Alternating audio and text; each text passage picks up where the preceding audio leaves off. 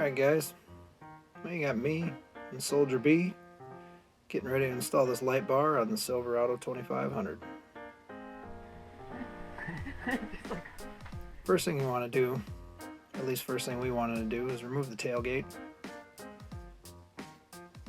Is it absolutely 100% necessary? No. I think you can do it without removing the tailgate, but get that thing out of the way, figure out your placement. Another thought I had in the midst of this was installing it to the bottom edge of the tailgate so it kind of glowed down. You wouldn't see the lights while driving exactly. I still opted to go with the standard install of mounting it basically to the back of the box between the bumper and the tailgate, just so it got maximum light output. So we pull the tailgate off, put it in a safe place so you don't get it all scratched up and whatnot. Now originally, you'll see the tail light's gone. I had thought about going through the tail light wiring, and in the middle I decided to go with the RV plug instead. I've seen it done both ways. I opted for the RV plug. Alright, drop the spare tire down out of the way. Hold the RV plug. That's what we're going to splice our plug into. I think we may just go straight from the lights into the harness. Save us a step. They give you a neat little plug that you can basically splice into wherever you're splicing. And it's just the 4-wire trailer plug. So you can take your light bar, which comes with a 4-wire trailer plug. Just plug the two in there. If for whatever reason you need to remove your light bar, the only other one that you're going to have an issue with, I believe, is the reverse light wire, because that's not typical in a 4-wire plug. 4-wire plug usually has your right side, left side, and running light. Or is it ground? So now, even though it does look a little funny, we're cleaning the area. Anytime you're dealing with a stick-on product with the 3M tape, clean the surface. Yeah, you can't clean it enough. It's good tape. Tape's gonna hold, but you clean that surface like to perfection, it's just gonna hold that much longer, especially when you're going from 90 degree, 100 degree summer days to minus 40 winter nights in Wisconsin. So clean and prep the surface before you stick anything on there.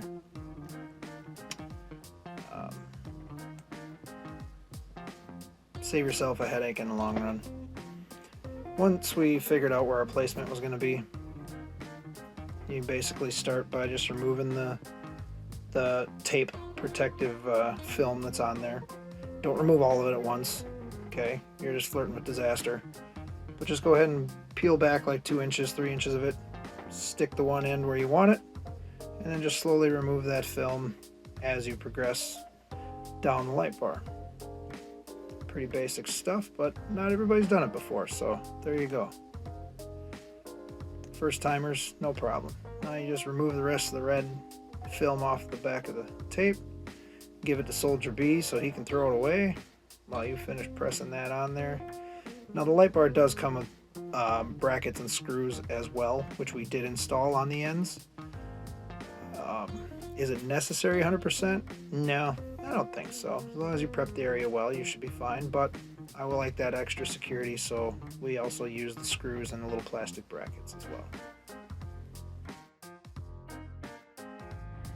Alright, so we got the wire spliced in, got the strip mounted on there.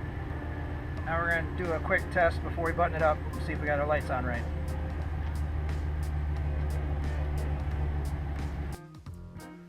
And we tested the lights. Now this was only a $23 kit, so it doesn't have the sequential with the orange back and forth, and the cool effects or stuff like that. This is a $23 kit, so I'm digging the extra light. I'm digging the red on the back of the vehicle, because that's what should be. and the reverse lights are very bright white, so it'll definitely serve its intended purpose. I mean, we are going for function over form here, but getting a little twist of style as well, and I definitely like it. I think we're okay. We'll see what happens. So we're going to start buttoning everything back up. I believe we still had to wire in a ground at that point. So. Alright, so everything's taped up, everything's connected, everything's all good electrical. So we're going to put the harness back together and reassemble the truck, hopefully, without incident. But I'm sure there's going to be incident, because that's how we do it here at Schitt's Creek. So basically you just put your RV plug back in. Use shrink tube on your wire connections. Okay, solder wire connections if at all possible.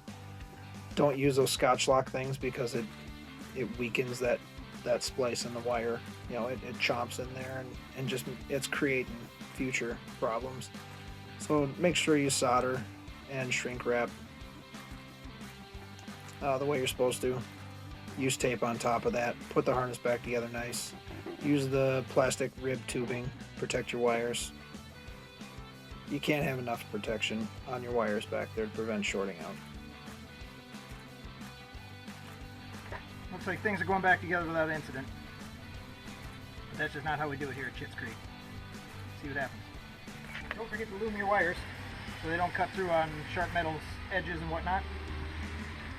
Make sure you always have lots of this on hand. So yeah, as I just stated, protecting your wires is just as important as a good solder job.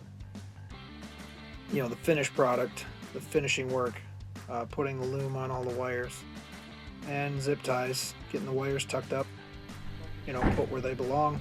That's all very, very, very important.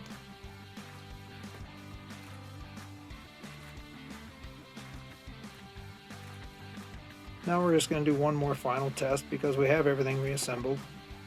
When you're doing something like this, it does not hurt to make some progress, do a test. You know, I had used a temporary ground clamp just to test the lights as I went to make sure that I had left blinker to left blinker, right blinker to right blinker, stuff like that. Just make sure that you test as you go. Final assembly, we did a final test. Everything appears to be good. So at this point, we can go ahead and call it a wrap. Alright. Got the light bar installed. Not a terrible job. Not sure 100% how I like the fit, but it fits. This one is supposed to be 60 inches wide. It is basically the entire gap under the tailgate. So if you have the option for like a 58 inch wide or a 54 inch, I don't know what's available, but 60 inch is just a hair too much, I think. I would like to have like an inch of play on either side. Alright, I'm sure you guys can't see me. That's okay. You're not here to see me, we're here to see the lights. So this is the end result. Just going to hit the unlock button for my key fob here.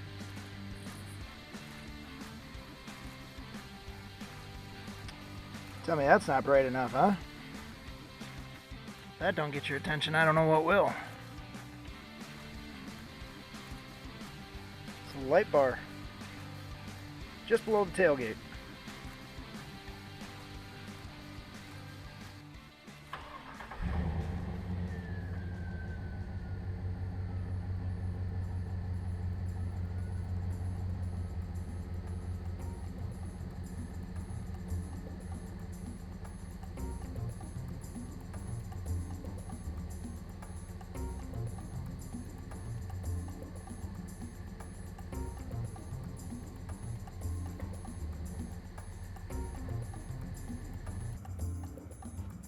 Alright guys, there you have it.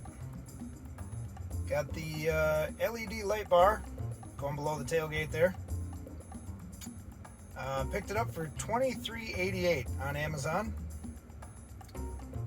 There's a lot of different options out there. I mean, you can spend $20 to $80 on these things or higher, depending what you get. Wanted to try this out, see what I thought for 23 bucks. Figured I can't go wrong. Obviously, you saw in the video, puts off some pretty good light for 23 bucks. We're using this rig to pull a camper, so I like having the extra backup light back there. You know, that was some pretty intense light as far as the white goes. So I figure function over form, right?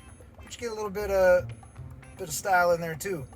So for $23.88, I'd say it was a good buy. Installation wasn't terrible. I'm gonna call that a win. Catch you on the next one, guys. Thanks for following along.